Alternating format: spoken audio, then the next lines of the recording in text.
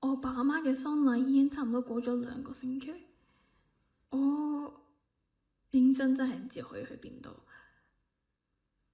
但係突然之間失去咗聯絡嘅姨媽打電話俾我，佢話有一間好細嘅屋可以俾我住一陣間，好似一個新嘅開始咁。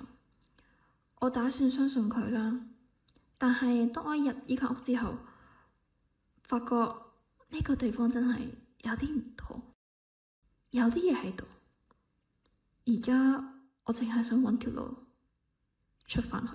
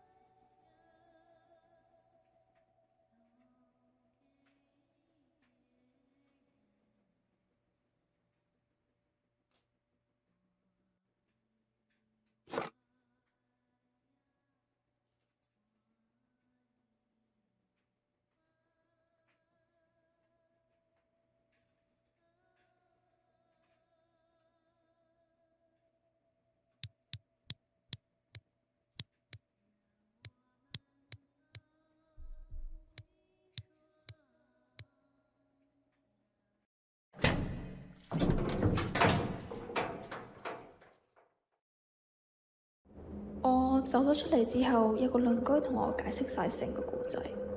佢叫梁太，一個溫柔又受人鍾意嘅一個女人，一個媽媽，又係一個寡婦。幾十年前，呢棟樓發生咗一場災禍，一場大火。